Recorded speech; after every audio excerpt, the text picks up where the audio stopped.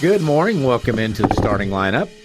Pleased to have you this morning. Where it's a Ned-free Wednesday. Ned's got a situation to take care of this morning. He'll be back with us tomorrow, and we have a special guest host in studio with us. We welcome in Dave Davis. Dave, good morning. Good morning, Scott. Yeah, Dave Davis of Hillcrest Baseball, Hillcrest HTV fame, going into the Springfield Area Sports Hall of Fame this September 29th, and I'm very pleased to go in with him. We got a great class there of you know, you look at the group going in, and I think it's cool that literally you and I probably covered or did something with just about everybody going in. We did exist during the careers of those folks in one way or the other. I Absolutely. think. And I think probably I would put myself near the bottom of the list of the inductees. There's a lot of impressive folks going in. Well, people look at me going in and say they'll let anybody in. So this is the let anybody in class of 2026. Okay. But yeah. Anyway, we've got a great show lined up today. We have a busy show, 4 guests lined up. We're going to start with Josh Ganson joining us a little bit after 7:15. He is the Mission University men's and women's soccer coach. Wanted to bring Josh on. He needs some players on the women's side. We're going to talk about that. It's an inaugural team this fall for Mission University here in town, and we'll talk to Josh about that at 7:15. 7:30, our friend Nick Athan of Chiefs Digest will come on board. Today is the first official full squad training camp day up in St. Joe for the Kansas City Chiefs, and we've turned to Nick for years to get his thoughts on the Chiefs roster and all the little ins and outs stories that we can come up with there as well. 8 o'clock, it's a Wednesday, so we continue our Ozarks Legends series. We're going to visit with Big Al Waller down at College of the Ozarks. Of course, longtime basketball coach, longtime AD, has been out for about a dozen years now, and so we'll talk to Big Al about what's going on, his favorite memories of his time at C of O and what he thinks of the programs now down there. And then at 8:30, going to wrap it up, John Neighbors, our Monday host of the Inside Arkansas show at noon on this station, does a podcast down there, very popular podcast, Locked on Hogs. John Neighbors is going to join us at 8:30 as we'll talk a little Arkansas football, some basketball, even some baseball with the Portal Class Hall that DVH has brought in this year. So, of course, our starting lineup brought to you every morning by our 4-pack of great sponsors. We don't need a 6-pack because we got a great 4-pack. It's Marshfield Chevy. They're in their 100th year of existence. I believe Ned bought his first or second car from Marshfield Chevy back 100 years ago when they first opened. He was the first guy in line there. But we appreciate Marshfield Chevrolet. Citizens Bank of Rogersville, where other banks have branches, they have roots. Swing Right Golf and Play It Again Sports. Appreciate all of them and their sponsorship of our program. And Dave, you don't know what you've walked into this morning, do you? This is it's the first time I've been to this facility. It's very nice. I'm impressed.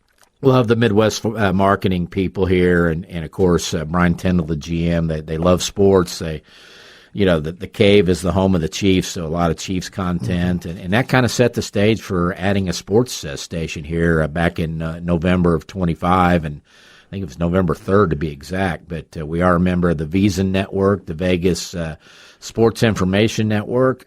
I'm kind of hooked. I don't know if you ever listened to the show during the day. Sometimes I do, yeah.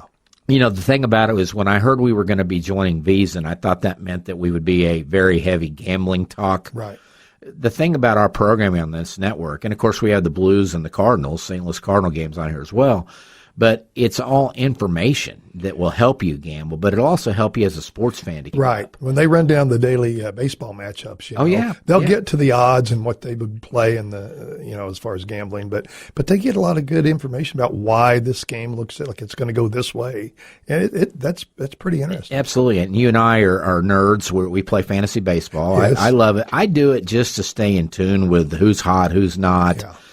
Players to watch, rookies coming up and all that. By the way, I traded for Curtis Mead on Monday, and he breaks his wrist. How's that working out? Not really good now. Okay. Maybe out for the year. And actually, it was with our GM here at the station, so there should be some remuneration coming there.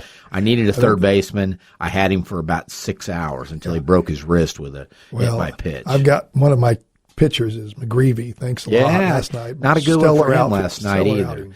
Wanted to mention, too, our phone line, 417-447-1021. That's also our text line, so you can call us, you can text us. A little easier sometimes with our jam-packed shows to get us on the text line. We check that throughout the morning, so if you got a thought, text us, 417-447-1021.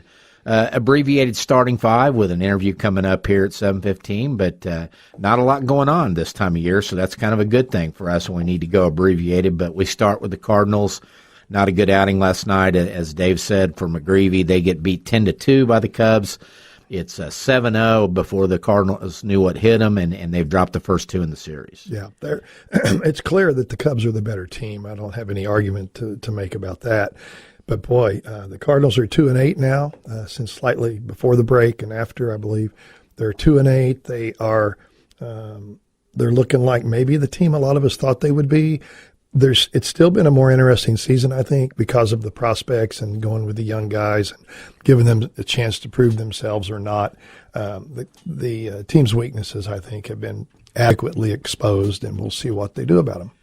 I think you hit the nail on the head there, because Ned and I have said that the old we are who they thought we are. We are who we thought they were. That one, yes. Yeah, I'd help you out there. Exactly, thank you. And I think it's showing up, and I did notice that it is the first time all season now that they are below 500. Yeah. And so that's, if you had July 29th, or the 29th. Yeah, we're at the 29th today. If you had July 29th as the day the first time the Cardinals would be under 500, you got to be pleasantly surprised and pleased both. Yeah, I think this is going to – they may have a few hot streaks between now and the end of September, but we can kind of expect this to be kind of up and down, up and down. Ned and I talked about it yesterday, that I think it's really simplified Chaim Bloom's mood and mission this week with the trade deadline coming up on Monday, is that if you were kind of more in the hunt and things are going well now in mid to late July – you might be a little bit of a buyer instead of maybe in a hold pat and sell mode and stay with your plan to reload with your young talent. I think they've taken that off the table now. And I think that, I was reading The Athletic had a breakdown team by team of what to expect. And on the Cardinals, they mentioned Nootbaar, but we've talked about it. I think Dustin May probably gets dealt too. Wouldn't you agree? Dustin May, I think they signed him to trade him. I mean, that's a one-year deal. They've got to move him. Nootbaar, a lot of people are enamored of Nootbaar. I've never been that big of of course, his injury history is part of the reason I've never been a huge fan, but he's hit 3 homers. And I know he hasn't been back for the full season, but he's marketable. There are people out there that like his, those advanced metrics that they love.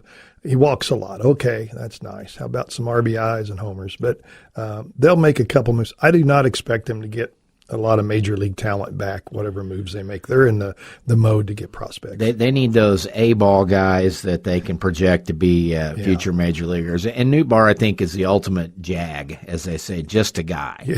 Yeah. And he's just a guy who can give somebody some left-handed pop off the bench for a contender. Yeah. But they've got to clear away, and I think the May thing equally is important, because you got Joshua Baez sitting down there with 31 homers in Memphis. And yes, he swings and misses a lot, but when he hits the ball, it goes far. Yeah. And he's got 15 steals, 31 homers, 77 RBI, I think, and like 360 at-bats. He's struck out 124 times, but in today's MLB, you can live with those, can't you? It didn't hold Schwarber back, did it? No, I think he's kind of like that guy. So, they will eventually give him a shot. I don't know if they'll wait till the call-up, when they get to call up a couple guys late.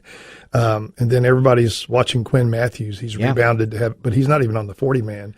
And somebody told me one of the things that in manipulating the 40-man we have to think about is this stupid chance of a lockout. And if they're on the 40-man, they can't go play minor league ball. And if he stays off the 40-man, they can keep him pitching, I guess. They can keep playing next year in the minors. I worry about that with Baez, too, a little bit. Yeah, I do, too. Sounds like he needs to keep playing. So there's a lot of factors here with the labor agreement hanging over all this. Absolutely. And Matthews, by the way, 5-3 with a 3.13 ERA. 111 strikeouts in 92 innings. He's a guy that struck out 202 2 years ago. Yeah. Got a little wild last year and battled that a little bit, but he's a guy that's there in waiting. And if they don't deal May to clear a spot for Matthews, I think Matthew Liberatore may go down to Memphis and get a little tune-up work. Well, I was reading about that before we came in, and Ollie says no way he goes down. Really? They're gonna. He has nothing to prove down there. It's all about, can he find it here? And I'm going to give you the short answer: no. I don't see any. His fastball is straight. He's never been.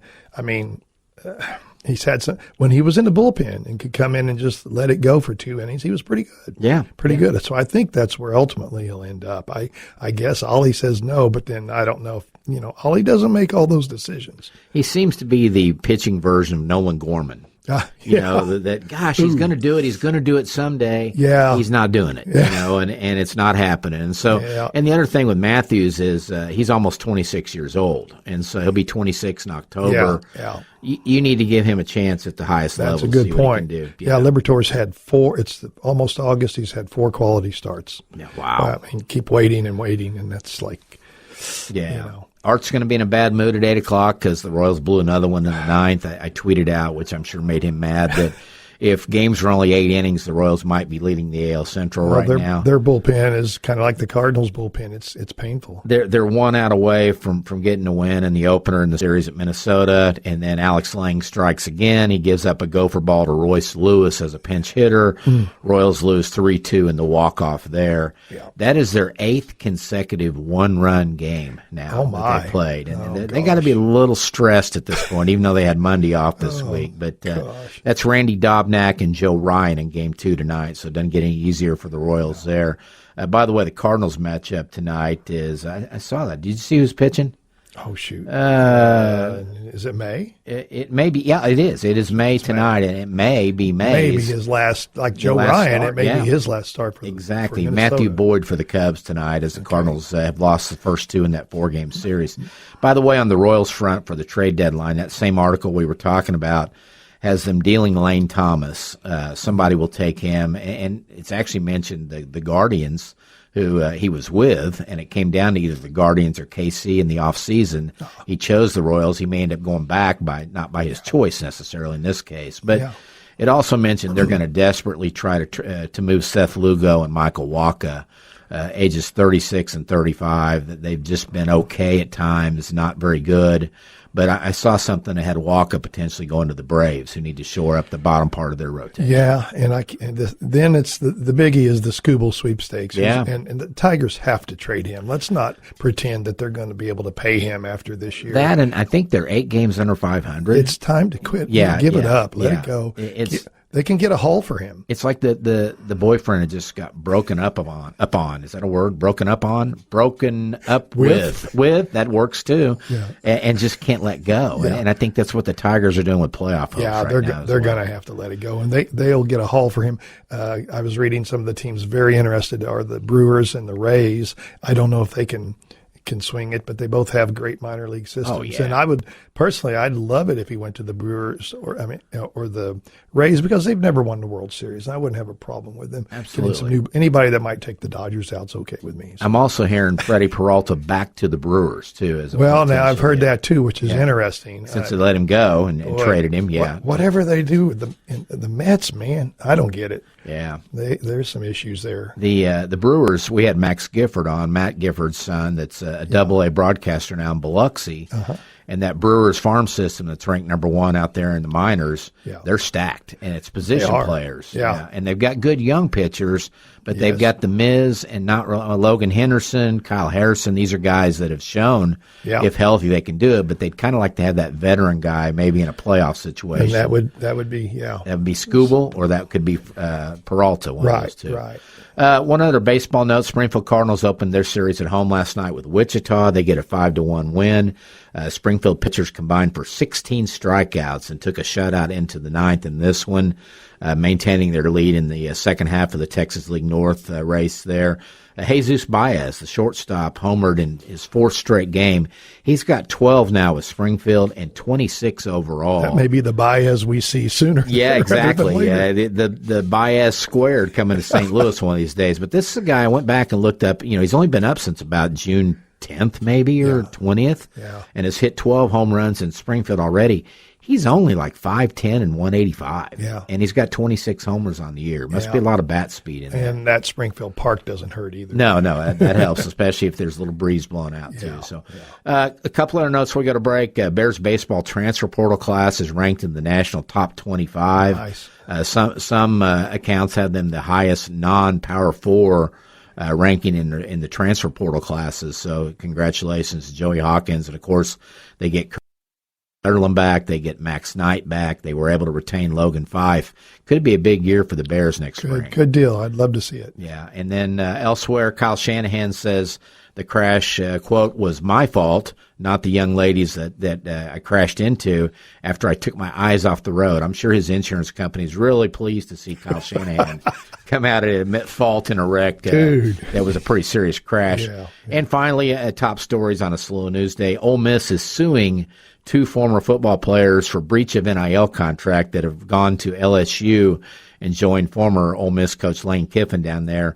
Close to $1 million combined between the two. So I hope they tucked some of that away when they got the NIL checks from Ole Miss and then bolted to Baton Rouge. But one of them was, I saw one of them is a guard who was making $400,000 this year. Nice. A guard, an NFL or a college football guard. Is that the price tag for? Why go to the NFL? Exactly. Yeah, stay put. Keep that eligibility for about 9 years. Anyway, that's going to be our starting five for today. We got 4 guests coming up. Josh Ganson with Mission University Soccer on the other side of this break. Don't go away.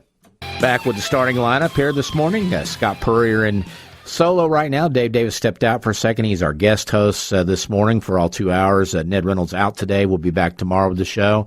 We're very pleased to welcome our first guest. He is the head men's and women's soccer coach at Mission University. Welcome in Josh Ganson. Josh, good morning. Josh, can you hear me? Oh, we lost your microphone. Oh, you know what? How about I turn your mic on? Does that work better now with the microphone on? Yeah, sorry about that. That happens. Yeah, kind of running the whole show here this morning and trying to multitask, and it's going to be fun. But wanted to bring you on and talk about soccer at Mission University, and really with a specific mission. See what I did there in the fact that you have a new women's soccer program starting up this fall, and you need some players. You've had some roster, a couple girls left I saw, but you also need more depth. And kind of talk about that and the women's program's beginning and what you're looking for.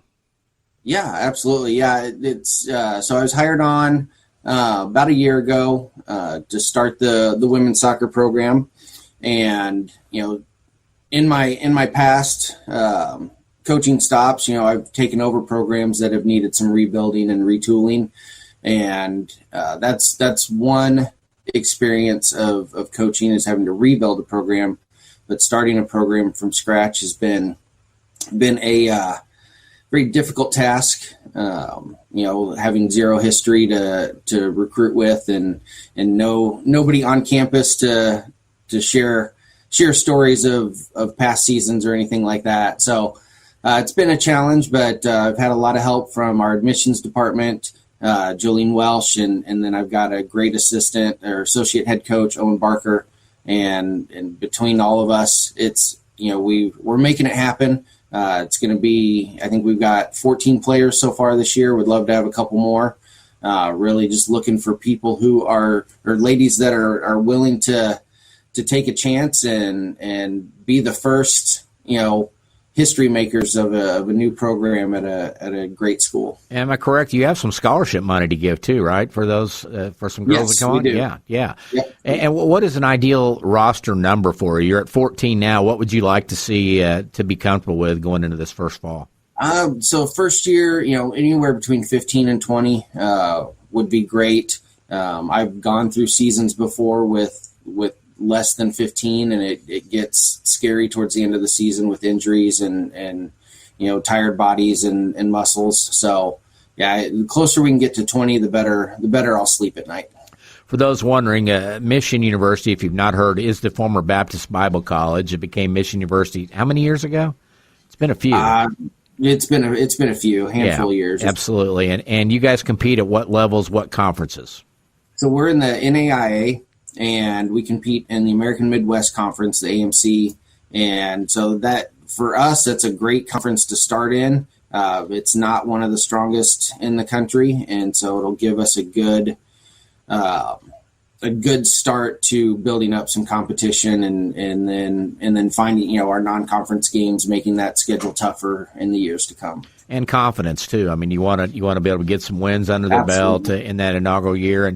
And so my guess is if there's young ladies out there that played soccer in high school in the last year and just graduated from a Kickapoo or a Glendale or Republic, Nixa, Ozark, wherever, or if you played a couple years ago, you maybe went and tried to play somewhere, you've come back home to go to school, you still want to play, they need to get in touch with you, don't they, Josh? Absolutely. The biggest thing that I've seen, and this is even way back when I was at Missouri State, back in the early 2000s, you see a lot of female players that decide, they've kind of had enough. They're burned out with all the travel ball and everything, and so they just want to go be students. Well, and then after a couple years, they begin to miss it and want to play again, but then it becomes hard to find spots with the transfer portals and players moving around. So, yeah, anybody that has kind of been in that situation where they thought, well, I'll just go be a student, but now really miss it, here's a great opportunity for you. Josh, how would they get a hold of you? They can get a hold of my email, jganson@mission.edu, or my phone number, 417-536-5832. And that's Ganson on Ganson there as well. Kind of take us back to your path to getting here at Mission as head coach of both the men and the women now. Mm-hmm. Where did you start coaching? Kind of take us back to that route. Well, I can take you back all the way to when I started playing at 3 years old, but I don't think we'll do that. But, so I started coaching at Graceland University back in 2000.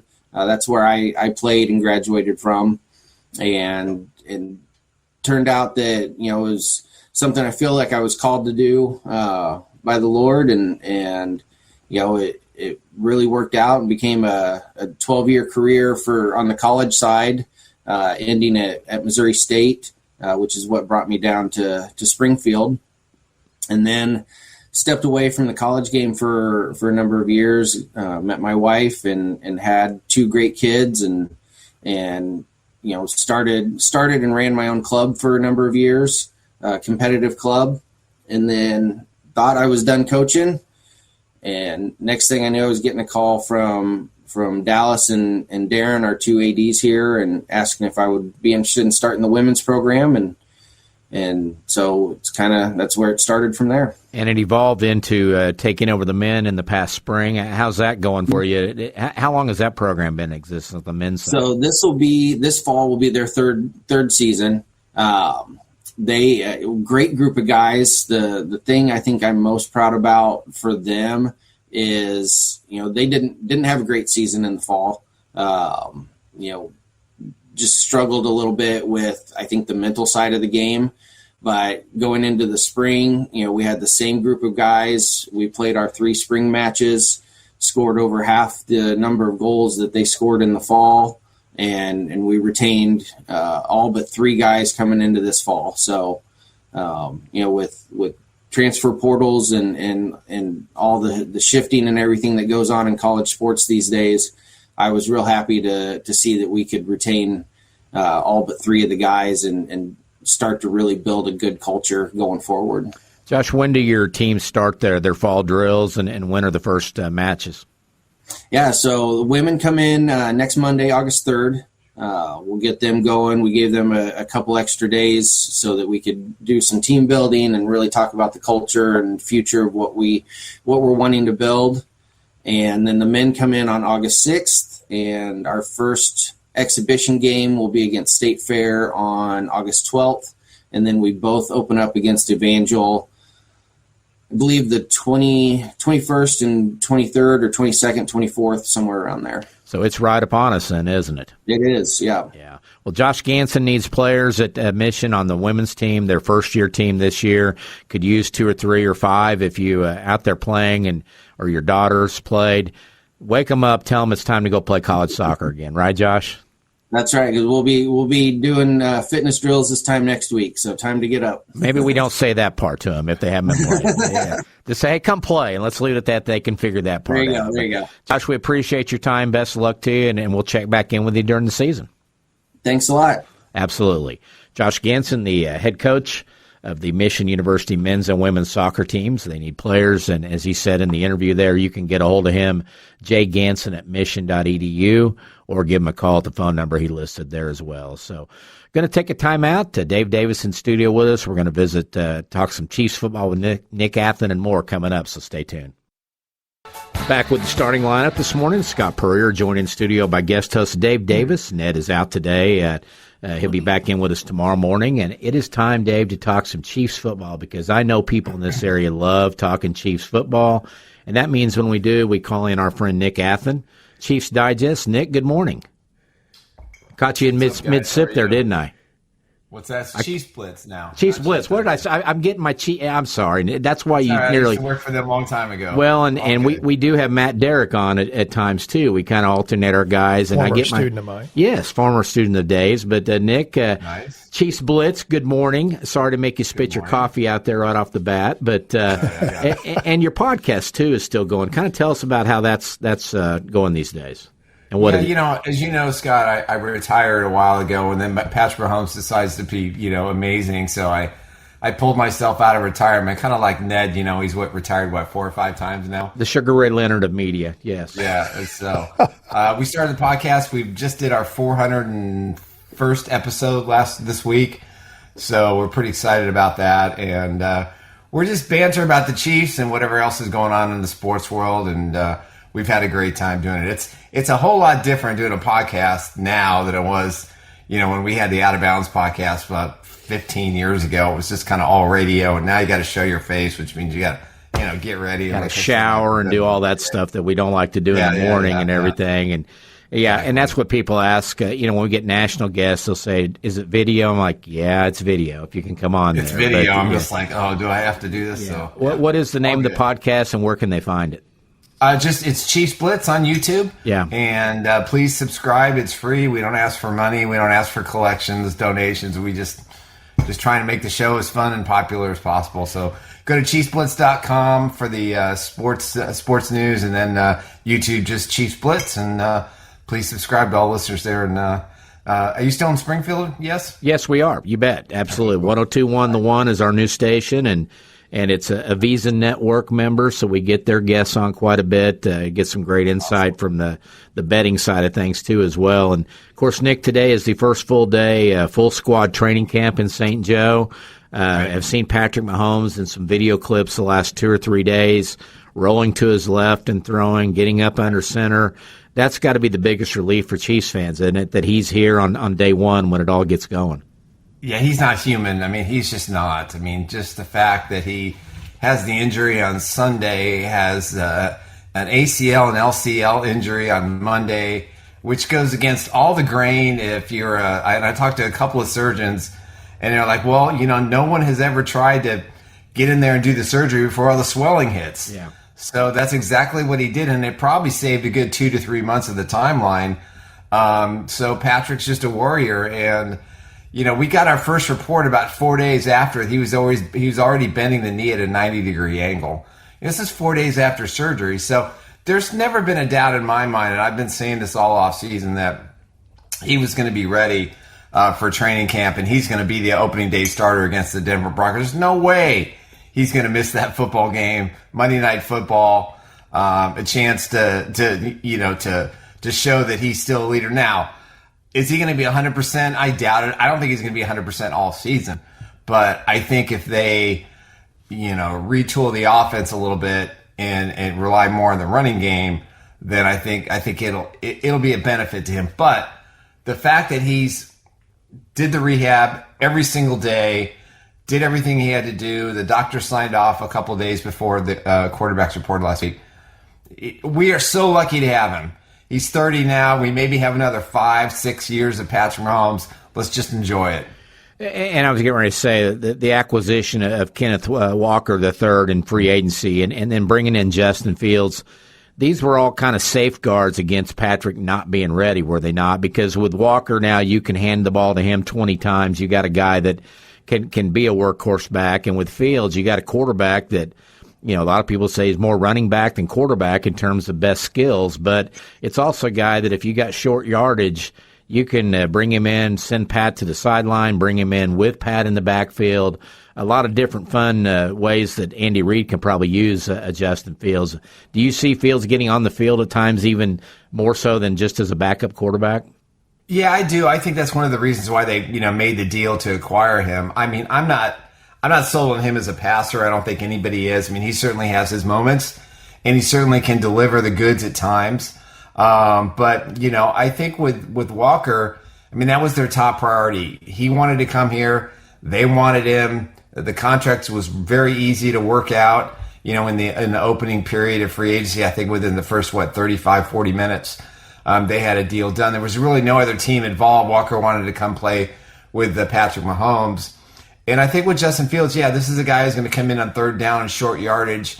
You know, he'll surprise with a pass here or there, but they'll use him with his running skills. They're never going to let, you know, Patrick do a quarterback sneak or anything like that. And I think they could throw him out there as a wide receiver sometimes too, and just be really creative with him. So I think those were two really important acquisitions. They needed a backup. Justin Fields is looking for an opportunity to be a starter again. I think if he's smart, he would stay with Kansas City for several years, for a couple of years, and really learn from Andy and Patrick, and maybe he gets, you know, he can have a career afterwards. But a terrific acquisition, I think. The one thing about Walker that just makes me give pause is he had times in Seattle where he'd come up lame with a hamstring or a calf or an ankle. You know, and Zach Charbonnet was the other part of the 1-2 punch where Walker typically would get carries between the 20s. They get inside the 5, and here comes Charbonnet coming in. Behind Kenneth Walker now, he brought in DeMarcado from the Cardinals. You got Rashard Smith. You got Emmett Johnson from Nebraska that they drafted. How comfortable are you that if Walker does go down with some kind of an ailment that they can carry on? I think Emmett Johnson is terrific. I think he was a steal in the 5th round. I don't understand it. This guy led the NCAA in rushing. You know, played for a very pro-style offense in Nebraska. Is a perfect 1-2 combination with Walker. You know, I really like him. Rashard Smith, I'm still in love with. I was jumping for joy last year, you know, when they picked him up and traded and moved up in the 7th round to get him. I think those three guys, you know, the other guy from the Cardinals, I don't know. I think he's kind of a filler there. I think they're going to carry 3 running backs for sure. But I think Johnson's going to be the wild card for this running game. I think he's far more talented than his draft position, and he's going to be a good combination with Kenneth Walker. And he, you know, and Johnson spoke the other day, and he talked about how Walker's already taken him under his wing and you know, showed him the ins and the outs of the offense and what to expect in the running game and how you have to prepare and how you have to read. And you know, these are all good examples of a team-oriented position that they have to, you know, fix. And you know, setting aside the personal issue for Eric Bieniemy, I mean, that's why they brought Eric back, was to, you know, create some smash-mouth football, kind of get back to the Jamal Charles kind of offense with Alex Smith. And I think ultimately that's what their goal is. Is there enough left in the tank for another 20 weeks of play out of like a Travis Kelce, you think? I think there's enough in the tank for 40 or 60 if he wants it. Yeah. I just think he's a unicorn. You know, I think Travis is the most important person on this football team because of the way he is at his age, how he still works out, the attitude, the way he teaches players on the field, the way he's very engaged all the time and very positive.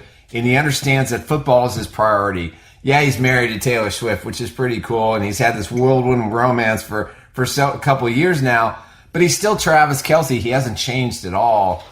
And the priority is football. And I'm convinced that there's no way he's going to retire unless he has every postseason catching, receiving, touchdown record to surpass the great Jerry Rice.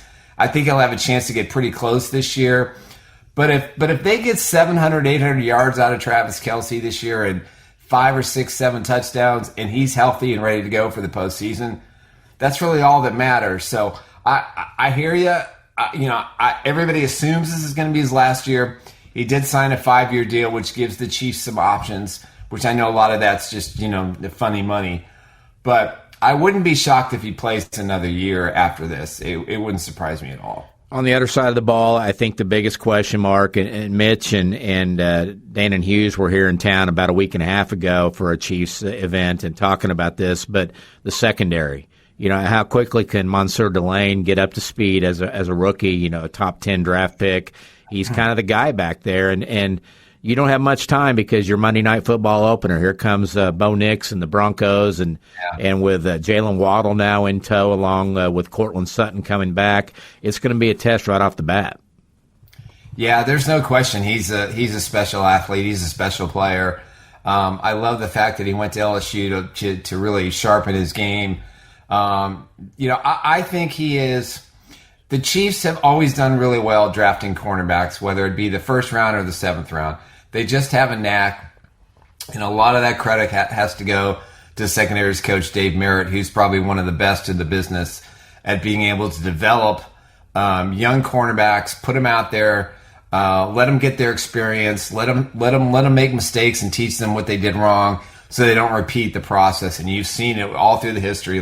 Jalen Watson, Trent McDuffie, these guys are getting paid mega dollars, and the Chiefs don't like to pay cornerbacks, but they're paying this one a hefty sum for being the 6th overall pick. So I think he's going to be really very strong from the opening gate. He reminds me of Eric Berry as far as his mentality goes. High draft pick. You don't pick safeties in the top 5 or 6. You generally don't take cornerbacks this high either. But they fell in love with him very early in the process, and they kind of stayed away. They didn't want any teams to get involved. But for me, he is so talented. And with L'Jarius Sneed coming back, even though Sneed's not the player he once was, this is a good guy to have that he can learn from, that he can teach. And, you add Noah Williams into the mix, who was their best secondary player last season. This is going to be a pretty good secondary, I think. But Delaney has to come in. He has to start right away. I think that the top 3 draft picks for the Chiefs all have to start and be productive from day one. Nick, before we let you go, fear's probably not the right word, but if you feared anybody in the AFC West, and again, the days of just penciling in 6-0 or 5-1 in the division are probably gone, but is it the Broncos or is it the Chargers now with Mike McDaniel coming in, their offensive line coming back, Omarion Hampton healthy maybe for a year, some of the additions they've made for Harbaugh's team? Which team do you fear more as a Chiefs fan? And the Raiders, they're going to be scrappy with those young guys, aren't they?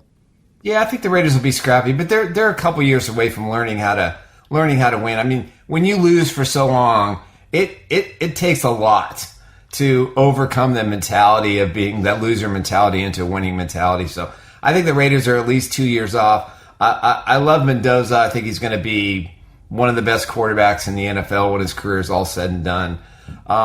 I think for me, I think the Broncos are going to be kind of in a difficult situation because their schedule last year was pretty, as Dick Vitale say, Cupcake City. Same with the Patriots.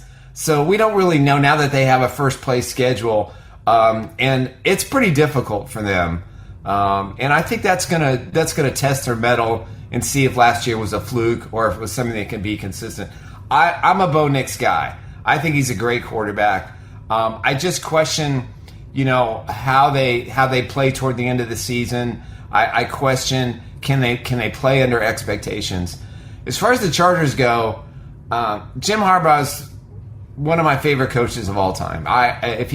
If Andy Reid retires, I would pay whatever it takes to get him to come to Kansas City. That's how much respect I have for him. I think the problem there is kind of the same thing in Denver. It's just they have never been able to get over the hump, whether it's been bad coaching, injuries, Justin Herbert falling apart in the postseason. I mean, Herbert's one of the best quarterbacks in the NFL, but when it comes to January football, he just doesn't have it. He's Lamar Jackson. He doesn't have it. He doesn't possess that January football. To some degree, Josh Allen doesn't have that because he misfires in the postseason often. So I think when you look at the biggest threat to the Chiefs, I think it's themselves. If the Chiefs beat themselves, they lose the division. But Denver's going to have a hard time.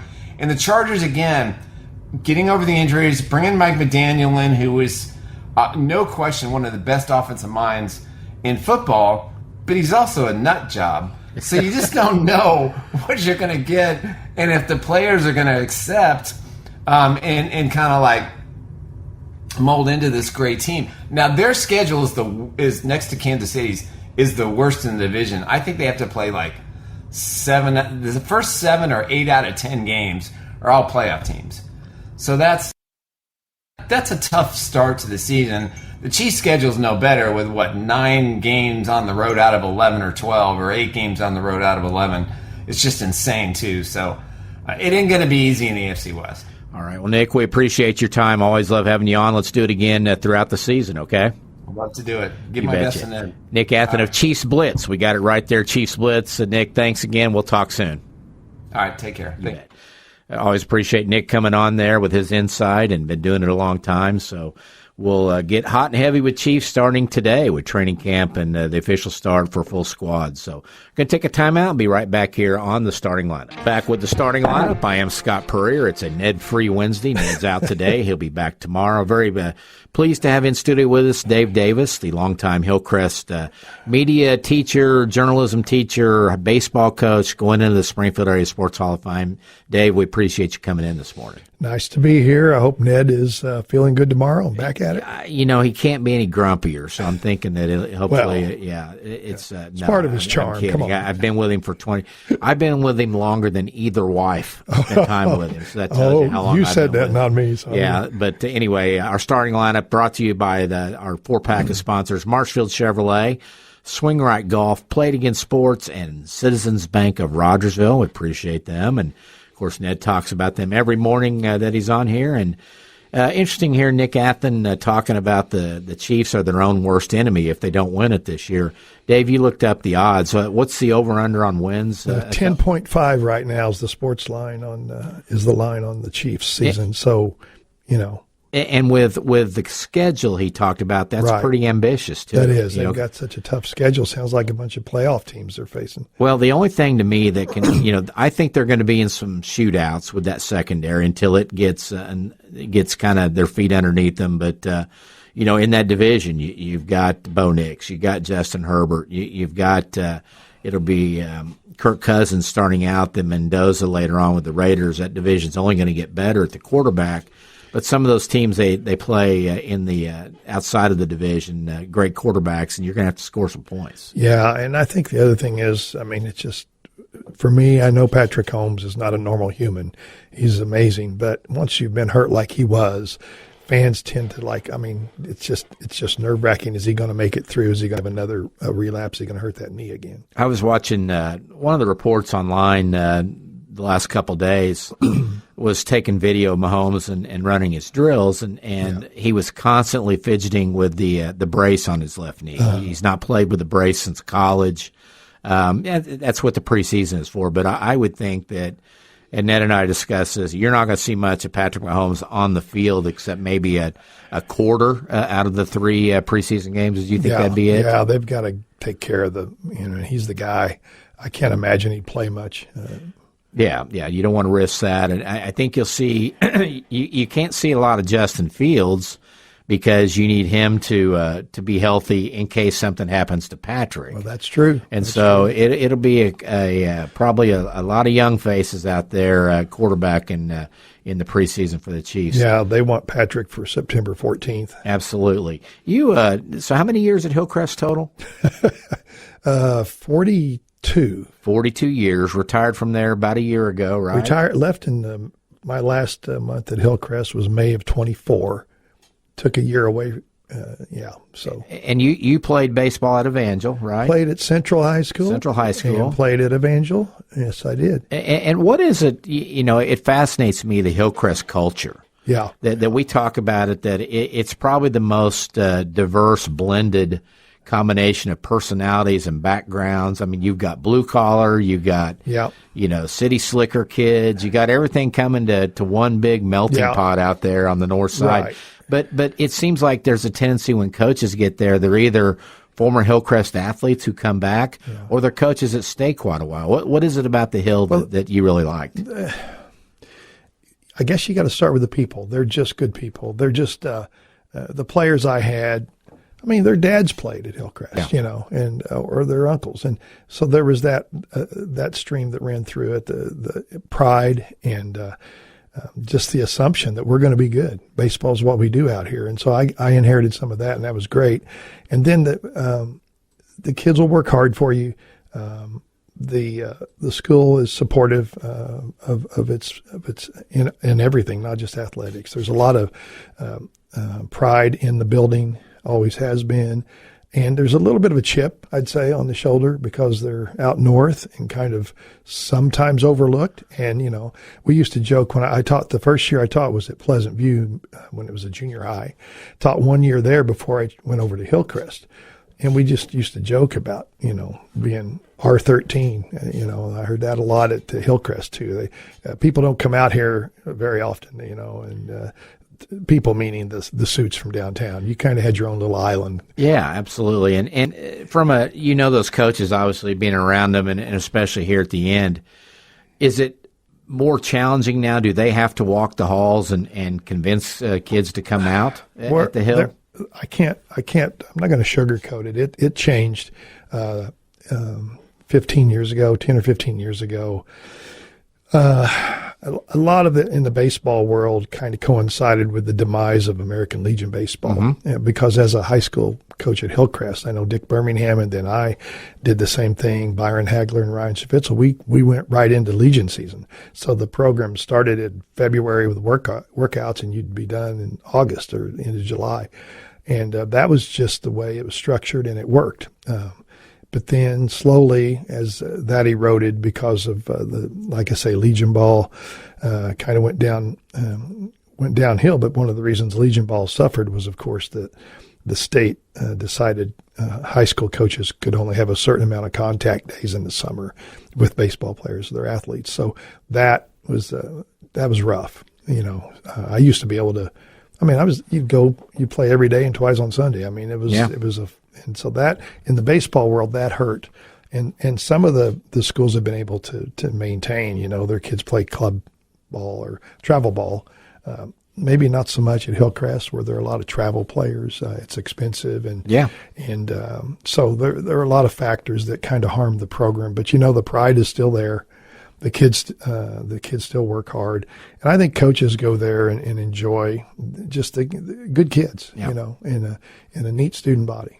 You mentioned that the cost, and that gives me a chance to tease my Around the Ozark Sports Scene podcast that comes out at midnight tonight. Did it with Rick Emmett, the Drury bass fishing coach. Rick, a longtime friend. We had him on the show a couple weeks ago, kind of talking more abbreviated about how much high school fishing, college fishing has blown up as an activity. And Rick and I spent a lot of money on our oldest sons in travel ball back in the 90s when all we needed to do was probably go to Bass Pro and put a rod and reel in their hand. Yeah. But we didn't know that at the time, but it's created opportunities out there and scholarship opportunities. Drury won a national championship in fishing a few years ago. Yeah. And you've got the granddaddy of all fishing equipment places right here in Springfield. It's a lifelong activity. Yeah, absolutely. And that was a great point. Like golf and even beyond golf. You can fish even after you golf, when the body starts breaking down. But anyway, that'll be coming out tonight. So second hour coming up, again, our Ozarks Legends series. Al Waller joining us at 8 o'clock, the former C of O AD and basketball coach. 8:30, John Neighbors with Inside Arkansas as we kind of talk all things Hogs with him in that segment. So don't go away. We'll be right back here on the starting lineup.